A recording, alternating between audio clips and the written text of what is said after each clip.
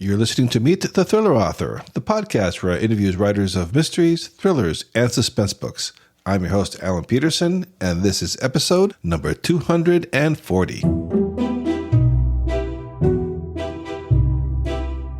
Before we jump into today's interview, I have some exciting news. Today, Tuesday, June 30th, is release day for my brand new psychological thriller, The Ones You Know. If you enjoy twisty psychological suspense filled with secrets, deception, and shocking twists, I hope you'll check it out. The book is available now in ebook and paperback, and if you're a Kindle Unlimited subscriber, you can read it at no additional cost as part of your membership. You can learn more or order your copy at thrillingreads.com/ones. That's ones as in ONES, thrillingreads.com/ones. And speaking of today's guest, I have to share a funny coincidence. Amy Shojai has spent her career writing about dogs and cats, and I'm actually recording this intro just a few hours after my wife and I adopted a 2-year-old terrier from the SPCA. She's lying here looking at me like she's trying to figure out why I'm talking into a microphone. I don't think she realizes it yet, but she's already made her podcast debut. All right, now on to today's guest. Amy Shojai is an award-winning author with one of the most unique backgrounds of any guest I've had on the show. She's written more than 35 pet care books and later turned her talents to writing pet-centric suspense thrillers where the animal companions are every bit as important as the human characters. We talk about her fascinating career journey, her transition from nonfiction to fiction, and what makes her thriller so distinctive. I think you're really going to enjoy this conversation, so let's get right to it. Here is my interview with Amy Shojai. Hey everyone, this is Alan Petersen with Meet the Thriller Author. And on the podcast today, I'm joined by Amy Shojai, the award-winning author of more than 35 pet care books and a series of pet-centric suspense thrillers. Amy has worked as a veterinary technician, pet behavior expert, and has appeared on shows like Cats 101 and Dogs 101. Amy, welcome to the podcast. Oh, thank you, Alan. I'm excited. I read one of your books over the weekend, so I'm excited to actually meet the thriller author. Oh, awesome. Well, thank you. Yeah, I'm so glad you're here. And actually, this is a good way to let the listeners know. So we met under pretty unusual circumstances.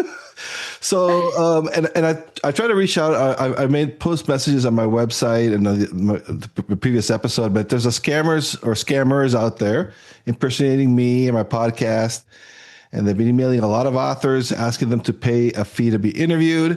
And you were one of the people. But fortunately, you were suspicious and you reached out to me directly. So we were able to nip that in the bud before you lost any money. I'm not going to pay that stuff. That's one thing that's very important to know. Like most podcasts, I never charge for guests to be on my podcast. I've done lots and lots of radio and podcasts, and I have never been asked to pay.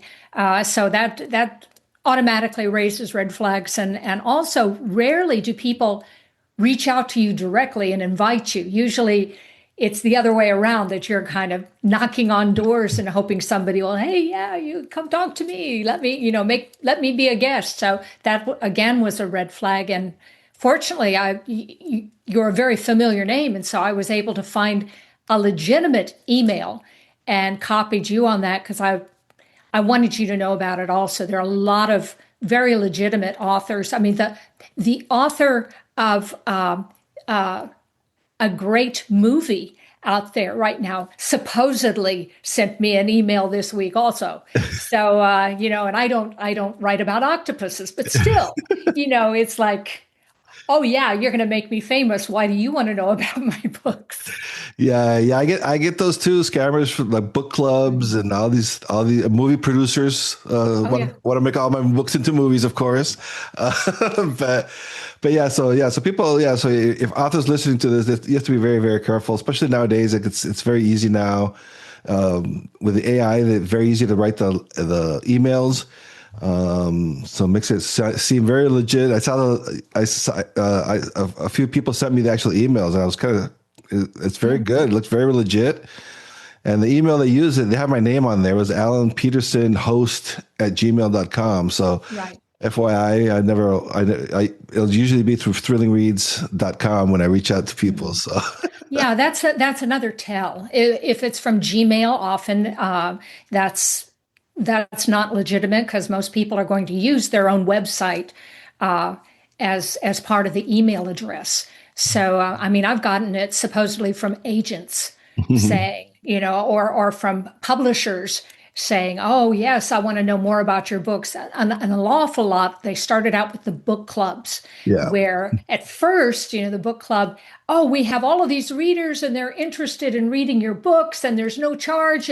Oh, except for a modest little fee, and then that modest little fee is like, anywhere from 25 to 75 to hundreds of dollars for a book club that really does not exist or that they've scammed off of. So yeah, Yeah. just if it's AI, you it can be used for evil so Hmm. much, which is it's a great plot for a thriller, but it's not for real life. It's kind of throws a wrench and stuff. Yeah, and they're good too because they start very slow. They don't hit you off for money right away. Right.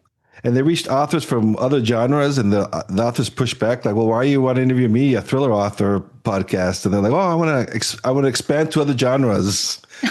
So they had an answer for everything. So Oh yeah, and I actually I did get a note back when I sent very polite uh, response saying, "Thank you very much. I'm flattered because I'm familiar with your work as an author. But could you tell me why you're not using your regular email address?" And they sent a note back saying, "Oh, well, I use this different one just for the podcast." And I thought, and about that time, you sent me a legitimate email, and I said, and then I just delete.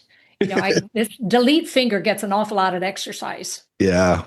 Well, I'm glad that that the silver lining. We're now.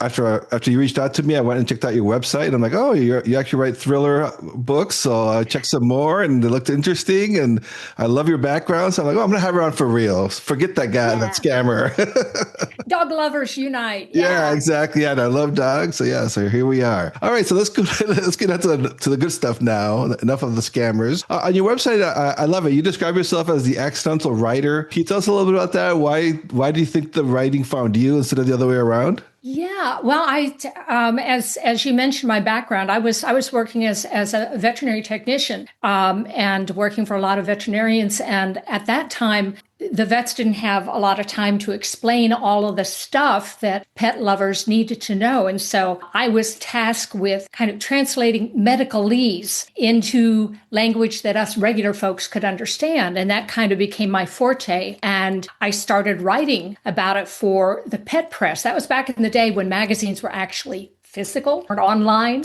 And so I started writing personal experience stories about the things that had happened at the vet clinic, the dog that had escaped out onto the roof of the clinic, the cat that had diabetes, named Sugar, appropriate. And so I started writing some of these personal experience stories to explain to readers, the signs to see and how they could manage it, and just to entertain also. And I kind of got my break that way. I had a New York publisher that was looking for an author to write a book that had already been sold. It was a packager, which was fine. That was early in my career. And they happened to pick up one of the magazines on this was right around Christmas time. And I happened to have two articles in Cat Fancy magazine at the time. And they liked my writing style, and they reached out to my editor at the magazine. And when I got home from Christmas vacation, I had an invitation to write a book that was then published by Penguin Putnam. After I finished the Cat Companion, it was a big coffee table book, gorgeous book, and they finished the book in about 4 months. Very, very fast turnaround.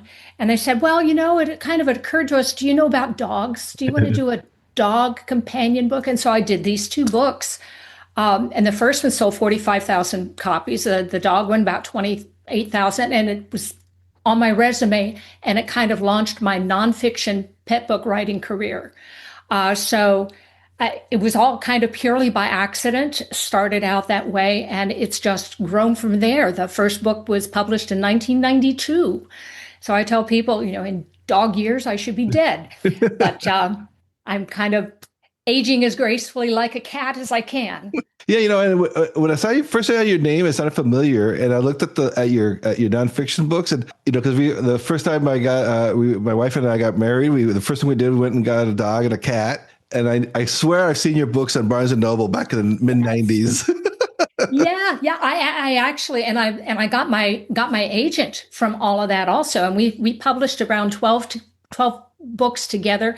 One, I got rights back on most of those, and I'm publishing independently now. But the First Aid Companion for Dogs and Cats, it was published by Rodale Press. It's still in print and it's still selling really well. And I'm very, very proud of that book. It has saved so many pet lives. And at book signing events, I kind of get choked up over it. I've had people that came up and and were looking at the books and said, "Oh my gosh!" I said, "Well, can I sign a copy of the book?" No, we already have one. Your book saved my dog's life. Why we do what we do, and then when I started writing the fiction, and I'd always wanted to do, I tell people that first fiction book, the first thriller, was the book I'd always wanted to read and couldn't find, and so I wrote the book that I'd always wanted to read. And it includes all of that stuff that I have learned from my work as a vet tech. And then I'm also a certified animal behavior consultant for dogs and cats. And so it informs all of the fiction stories, but it comes from the world of reality. So the back of each book, I have a section that's called Fact, Fiction, and Acknowledgments. And I tell people, okay, this is in the thriller, and that's fact.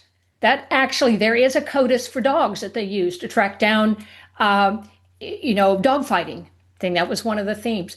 This stuff that I put in there, I made it all up.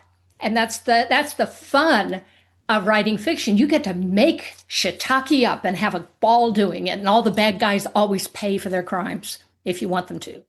So I was going to ask you about that. That must be very a freedom for you. After all those years writing nonfiction, you have to be very specific. Now you can actually have fun, let your imagination go. But you are careful though. You try to balance some educational with your thrillers. Right. Yeah. Right, absolutely. One of the stories where they're caught in a flood, and one of the little dogs is caught in a flood and drowns, and the little boy, save my dog, and we saved the dog using acupuncture, and it actually will work. And that's a promise I make to my readers that and a lot of the pet authors do this anymore. We say, the dog doesn't die.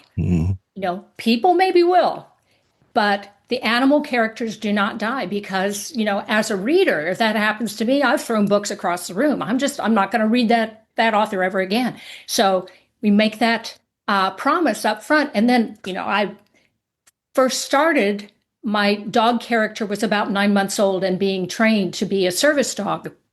And so each book came within 3 to 4 months after that because I didn't want the dog to age out of the series. And then it suddenly occurred to me, it's fiction. He doesn't ever have to get too old and die. He can live forever. Yes. Don't we all wish that our pets could live forever? So that is really a freedom now. And it doesn't have to be, every 3 or 4 months with the next installment in the series. It kind of becomes like, Murder, She Wrote. You don't want to be around my characters because you're going to get in trouble. Yeah, I have a T-shirt that was Jessica Fletcher that says, "I killed them all." Oh, I love that. Very suspicious there. So tell us a little bit about your series. You have 2 different series, I believe. No, it's just the one series. Well, it's kind of interesting. I'll tell you. Yeah, the series. It's my the September in Shadow thriller series, and my main character is September Day. She named herself. Don't ask me why. I got a little pushback on that, but that was the name that she wanted. And Shadow is her service dog.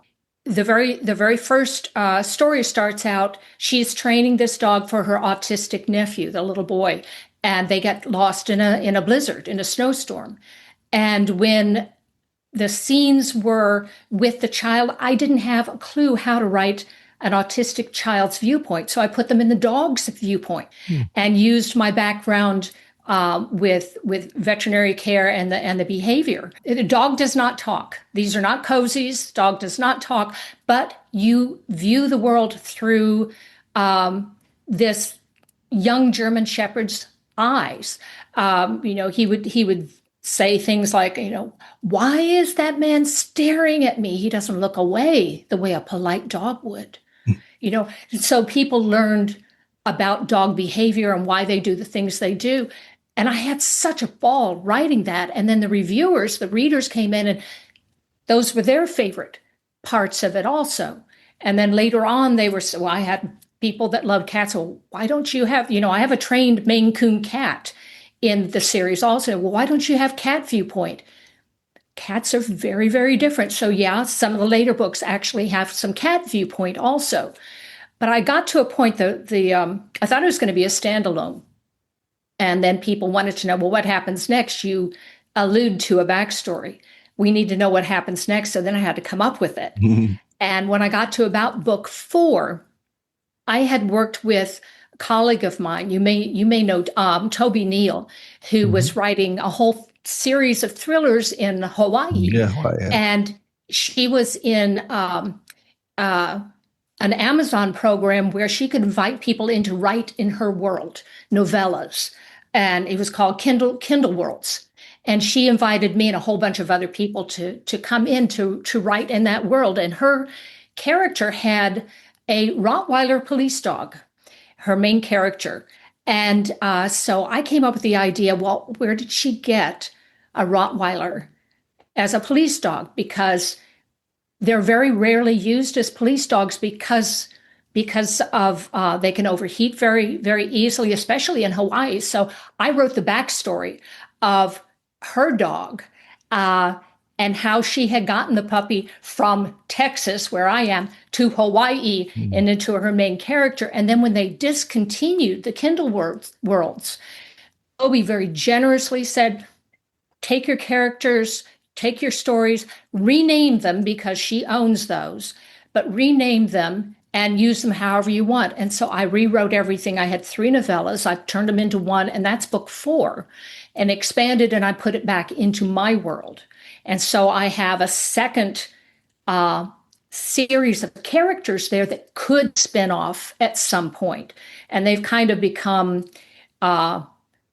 somehow or another, she's related to my main character. And now they've got a Rottweiler that is grown up and is a police dog in training and a bomb sniffing dog, while her dog Shadow is a service dog and doesn't attack. And so, yeah, it could.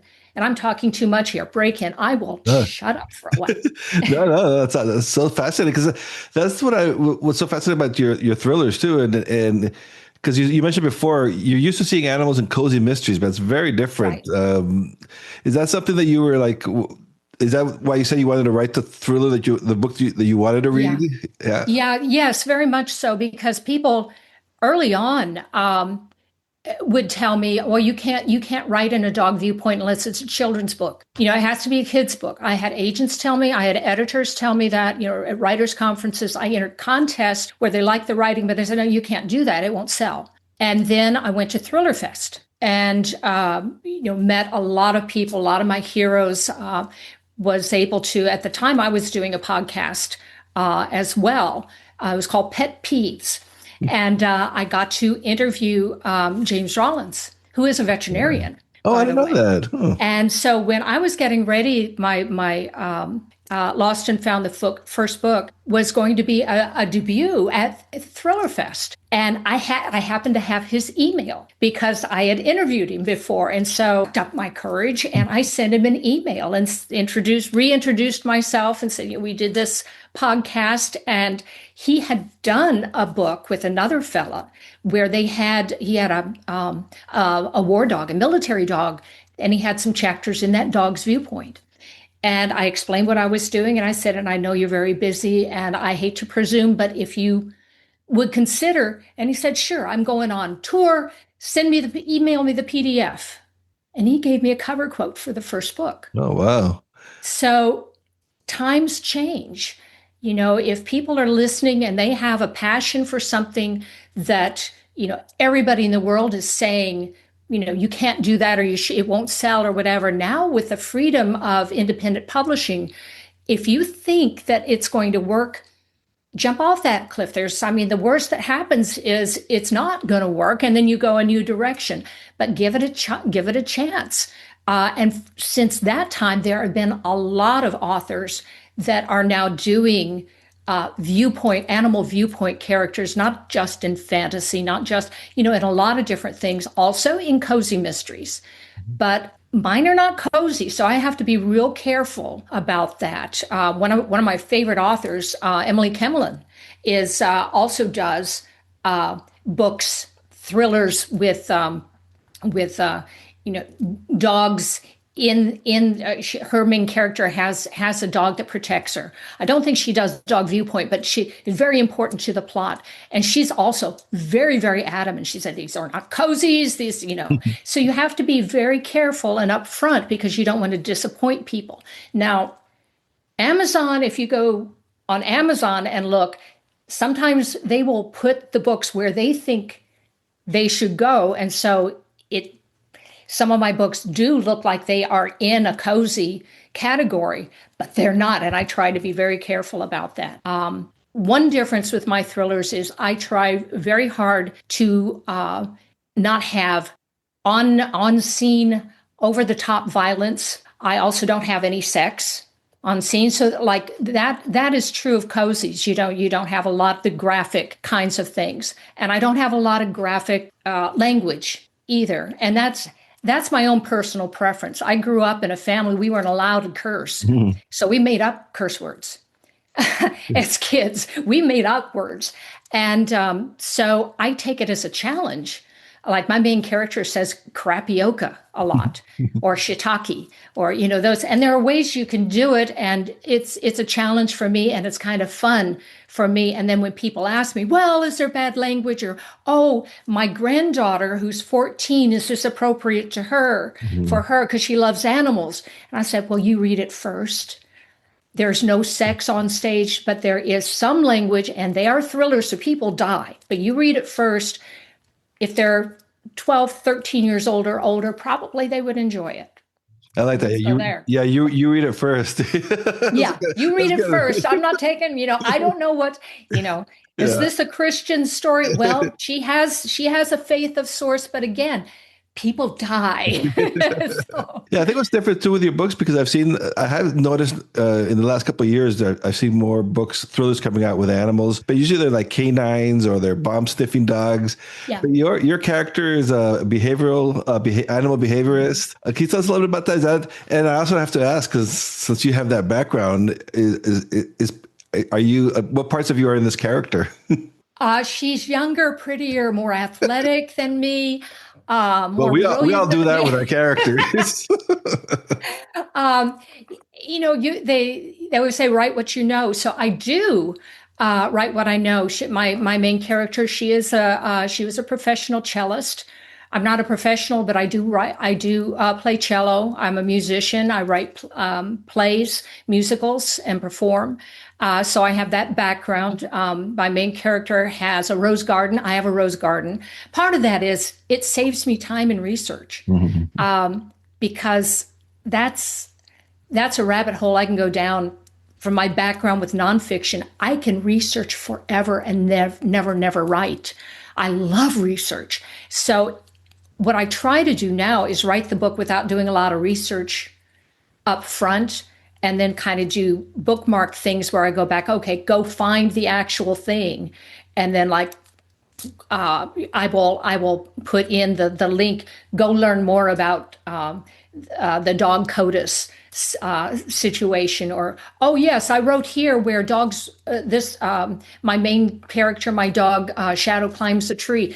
Here's a video of a breed of dog that likes to climb trees, and so you'll give them things like that. So there's a lot of my background in there, but kind of, you get to play around and figure out what's fun for you, what would be fun for the reader.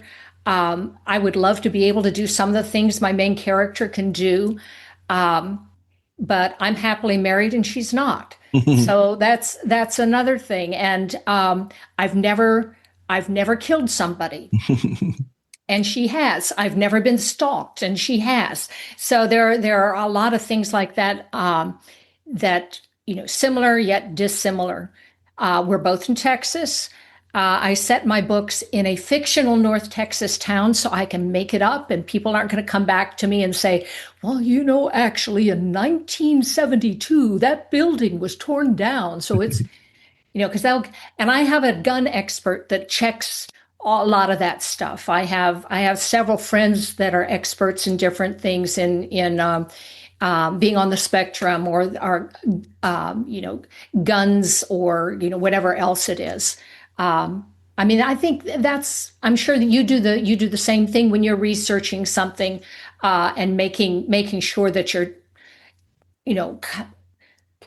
dotting all the I's and crossing the T's, so you don't get a bunch of reviewers coming back and saying, well, I know it's fiction, but Yeah, yeah, oh yeah, and I make up in my towns too, because yeah, same thing. I don't want to. You can't take a right on that on Main Street, Now I did in one of my books. I had her leave Texas, and go back to South Bend, Indiana, where her first husband had died, and I grew up in that part of the country. Again, I didn't have to research it that much, so I didn't have to spend the cost of travel or time or that kind of thing. And this most recent story, one of the people there is a teenager, and her boyfriend lost his parents and has been moved to Kentucky to live with an aunt. And I have family that's in Kentucky, so again, if that comes up in the future, I don't have to necessarily go and do my research. So always kind of thinking. Yeah, smart. So how many books do you have in that series now? Book 9 came out in this past November, Okay. and I'm working on book 10 right now. And people ask me, well, how many are there going to be in the series? I said, when the ideas stop coming, I guess I'll wrap it up. This most recent one is, every one of them does. They take me in new directions. Does that happen with you also? I mean, I've got a huge twist at the end on this one that's going to kind of launch her in a whole new way of doing. She started out in the first book. She knew she had a stalker, and she had rows of locks on her doors and didn't want to leave, and that's why it was so hard for her to go out and find this missing nephew in this snowstorm. And by now, she's this kick-ass, go after the bad guy before they come after you. So she's had a big character arc, and her dog has had a character arc also, and that's fun. So do you find that the same thing is true, that it just kind of surprises you sometimes? Yeah, absolutely. And then even with the outline, I always outline, but I end up kind of deviating at the end. So Yeah. it doesn't really. Sometimes it takes whole different directions. Yeah, and that's fun. I told you before we started. I just read your book. I think it's The Good Mother. Oh yes. I just that was cool, because halfway through I knew who this was, and then suddenly it was like, oh, that's who that is. Okay, that was well done. Yeah, well, I'm not gonna do spoiler there, but yeah, for people that if they haven't read that, that's a good one. I couldn't put that one down. yeah, thank you. Yeah, that's the big thing with the psychological thrillers that I'm writing now. They're very Yeah. big on the twists, and they have to have a couple of fake ones, and so Yeah, that gets that a little was more very well challenging. done. Yeah. Yeah. So Because I think as we have written these things, we kind of start to see, the kind of the little hints here and there, and trying to figure out, oh, I know where he's going with this, and then when you miss it, that makes it that much more delicious for the reader. hmm And now that you're working on your 10th book, do you find it like it's getting is your process the same? Is it getting easier? Is it still challenging each book? Yes. So I figured. Yeah. Well, the first one took me forever. The first one, as I said, I had entered it in contest. I entered it 3 years in a row in the same contest, and first year it was disqualified because it's got to be a kid's book. Mhm. The second year, I think we had a snowstorm and it never got to the judge. So I didn't get it. And then the third year I entered it and it won second place and got a lot of great feedback. Oh, and this was fun. This was interesting. I encourage people to enter a contest for this reason. I fixed all of the things that this judge had suggested I do, and it was blinded, so I didn't know who the judge was. And then I sent it to a small publishing house that I had been working with to bring my out-of-print nonfiction, and asked her if she would consider. And she looked at it and she said, "Oh yes, I judged this in a contest recently, and I would be happy to." And they took it on. So the judge who would give me the feedback was the one that ended up publishing it. Oh, wow, initially. small world. So small world. So yeah, the first three books they published, and then I got the rights back and reissued them. So yeah, the first books were really hard. It was like, and I'd still tell people the first draft is like, cut your wrist and bleed on paper. It's very, very, I love editing. The editing part's fun. But it's been very difficult, very labor intensive, especially I'm not doing a lot of the nonfiction writing anymore for quite a while. In fact, up till about middle of last year, I was doing a lot of work for some corporate clients, writing, pet behavior stuff for their online sources. But I don't have to spend the time doing that. And I changed about middle of last year, the year before. I invested in Dragon software, and I now dictate the first draft. And it goes a whole lot faster because I don't have to worry about spelling things correctly or any of that. And after you've trained your dragon, you have to train your dragon. And I'm using Scrivener. And that way I can kind of rearrange my chapters as I go. And I've got them color coded because I have multiple viewpoints. So Shadow's viewpoint is one color and September's is another and the bad guys is a third. So I can see I can kind of alternate whose viewpoint. It's going a lot faster now, and it's easier to manage. I try to get in. I work every day. Right now, I'm sitting at my desk, but actually, this is a stand-up desk, and I've got a treadmill underneath, so I can stand, and walk while I'm checking email or dictating. Once it's done, then I start. The draft is done. Then I can start doing the editing, and I'll do at least 6 editorial passes before I send it to my editor in Canada. And my cover designer is in England. So I'm all around the world. And do you outline before you start to write, or do you just? I'm not like you. I'm not really strict on that. I don't know the beginning. I know the end. I know several of the major plot points through the middle.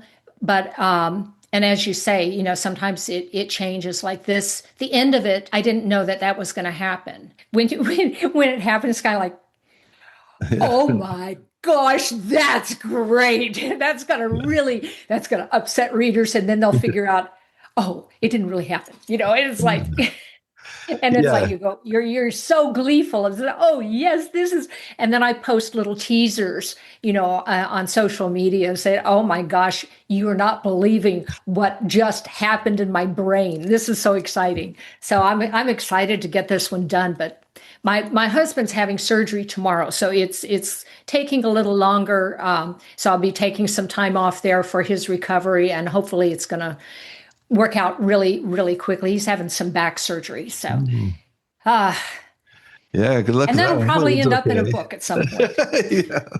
Yes. Yeah. I was just wondering too, because when I look at your website and your background, and I always ask guests about if they draw inspiration on their characters from people, but now with you, with animals, are you based on real animals that you've encountered in your life? Yeah. The first book, Shadow, was his original name was Magic, and that was my black German Shepherd at the time. And then I got to thinking, well, maybe I shouldn't name him after my dog. But the first series drafts were him, and then I changed the name to Shadow. And it's kind of full circle now because the little dog that I have now, well, he snuck out, he's left. His name is Shadow. Oh. So I named him after the character, and he's not a German Shepherd. He just thinks he is. I call him my Kelpie wannabe. So he's much smaller, but I named the first. I'd always had German Shepherds, and I just adore them. They're super smart, super bonded to their people.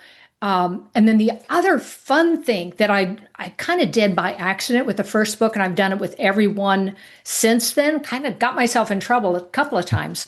I do a contest for my readers with each book. Name that hero pet. Oh, nice. And so I send a note out to my newsletter list or to the blog. Yeah, I still write a blog. and people can nominate their dog. Now I also they can name their cat. I've had a couple horse heroes also. And I tell them basically what the dog needs to do. Like there was one where he was going to climb into a crashed car in a snowstorm and keep somebody warm until help could get there. So I said, it can't be a Chihuahua necessarily, but, other than that, and other times I'll say there was one that was going to be a diabetic alert dog. And the dog that won was a three-legged dog. It was an amputee. And it really kind of touched me because we had a dog at that time that was a three-legged amputee. And so I learn about their animal and then I write them into the story. And there was one book where I had so many that, these are all such good. I'm going to write them all into the story. And it was like, oh my God, never do that again. Never do that again. It was too many. It was like, oh goodness. So I try to limit it now. And my editor will say, well, you missed a couple of the place where you needed to replace and put the real name in. So we'll get get those figured out. But because I do that kind of once I have the book completely done, and then I have to add in extra stuff like, one of them, there was a cat that loved bread and would steal the whole package of bread and, grab it and just take it off and chew a hole in it and eat all the bread. And so I would add that kind of thing in.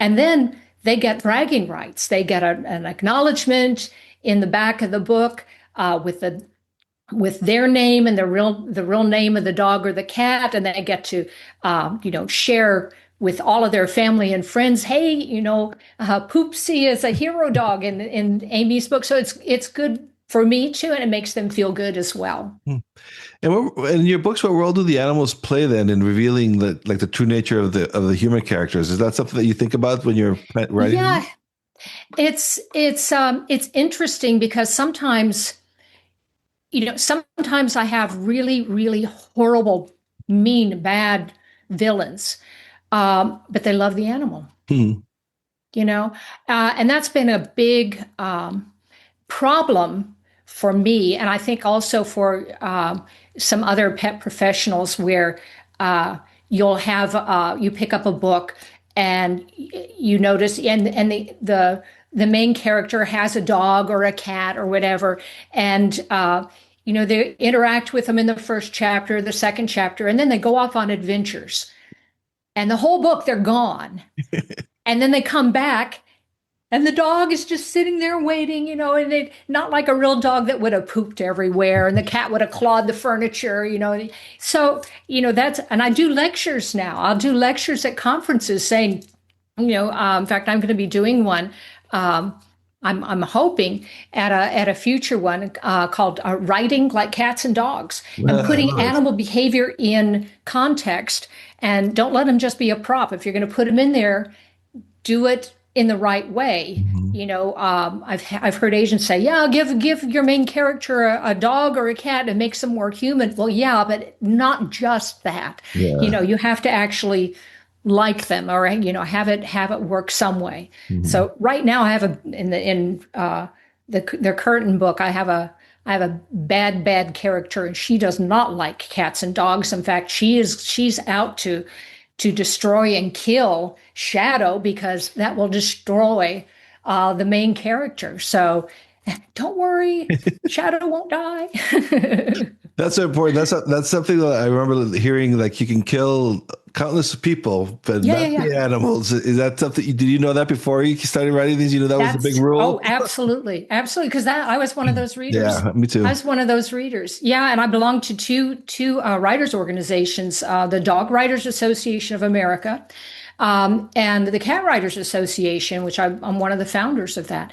And that's a premise, pretty much. I mean, it's even kids, and I don't like to have kids injured or killed or anything Mhm. in my stories either.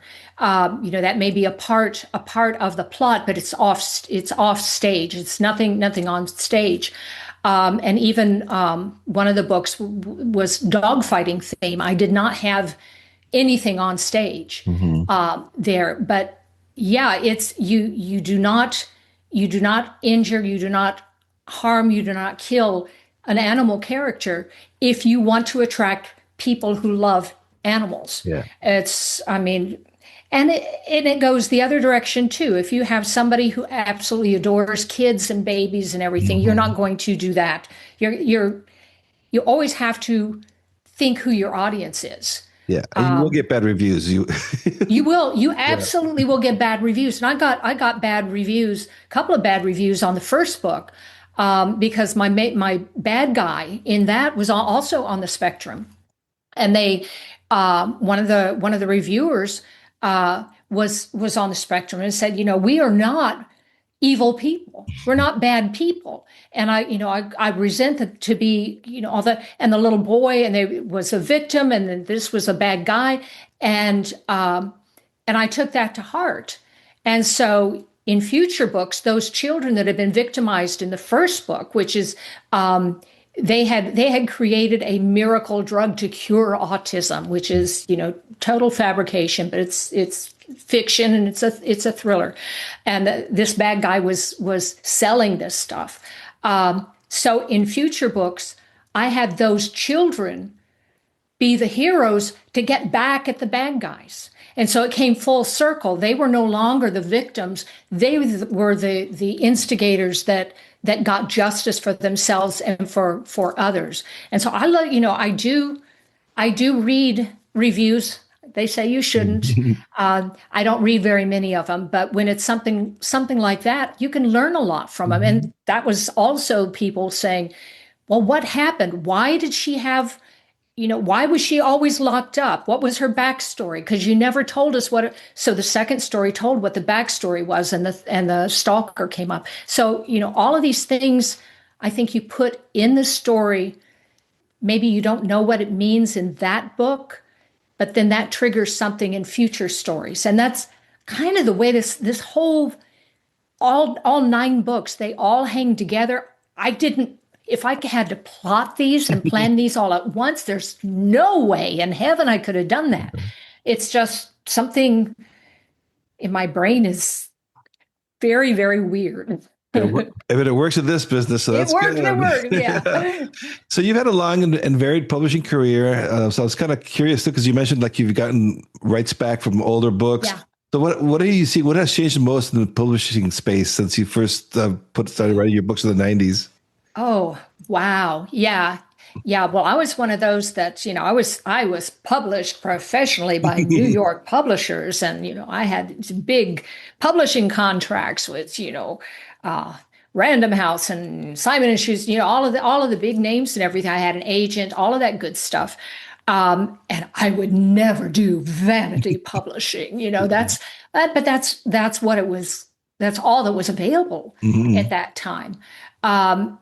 And then I say publishing went kerflooey. My agent at one time, at one time I was writing 3 nonfiction books at one time. A lot of things changed with the internet, and the kinds of nonfiction I was writing, very prescriptive, very how to. Um, Um, very, very how to. So eventually, the internet was answering the questions that my books were answering. People could go to Dr. Google and get their answers very, very easily and very quickly for free without buying a book. And my agent couldn't sell a book anymore. And so as the books were going out of print, I was being very emphatic to get the rights back. I didn't know what I was going to do, but I wasn't going to just leave them there. And at the time, it was very easy to get your rights back. And once I had those, then I met at Thriller Fest, actually. I met Bob Mayer, and very well-known, prolific thriller writer, and Jennifer Talty, and they helped me bring my first nonfiction pet books back, self-publishing. They were starting to do that, and they got in on the ground floor and did great work with it. And so it's changed a lot. So I consider myself a hybrid publisher.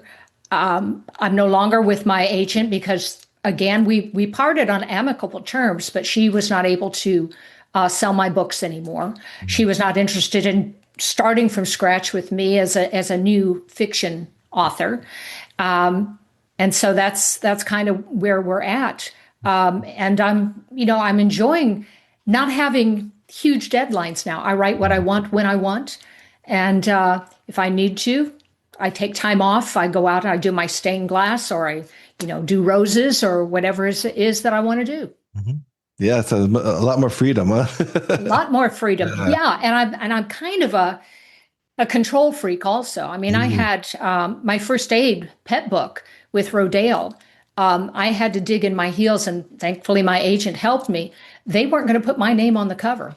Oh, wow. I did all of the work. I did all the interviews, everything. And the consultant on it, very well-known emergency veterinarian from the Ohio State University, they were going to put his name on the cover because they thought, marketing thought, his name will sell the book. And one of the first times I had ever gotten a cover review on a book, and I just happened to look. Well, where's my name? Oh my gosh! Oh, she where's my name? Side? So I sent a very polite and very pointed email, copied to my agent, to the publisher, and to my editor. And the publisher emailed me back, very short, put her name back on the cover. Oh, nice. That was it. That was it. And then, so sometimes you have to kind of stand up for yourself. Yeah. In another life, I worked for an attorney for a short time, so I kind of knew what language legalese is, and I always look at my contracts that way too. So, all right, Amy. So before I let you go, I always ask my guests advice, especially if there's animal lovers out there that want to write thrillers that feature animals. Any advice for aspiring writers out there? Well, love animals first, and then do your homework. I mean, if you love dogs and cats or hamsters, or you're going to write fantasy or science fiction with a dragon, use bird behavior. Find something that works for you, and do what write the book you've always wanted to read. For heaven's sakes, why not? Life is short. Do it now. That's great advice. So where can the listeners find you? What's your website? Where can they learn more about you? Sure. You can go to my website is shojai.com, and that's SHOJAI.com. And from there, you can click on the link to my blog with a lot of free pet behavior advice and information you can find there. And I have a direct book store. You can buy books directly from me at a discount if you want. And you can just, that's bookstore.shojai.com. So you got 3 places you can go. All right. Sounds great. Well, Amy, it was very nice talking to you and very nice to meet you. And I'm glad I'm glad you didn't get taken and you didn't get scanned, but I'm glad that's how you came on my radar. So it all worked out in the end. It all worked out. Yeah. Thank you so much, Alan. This was great fun.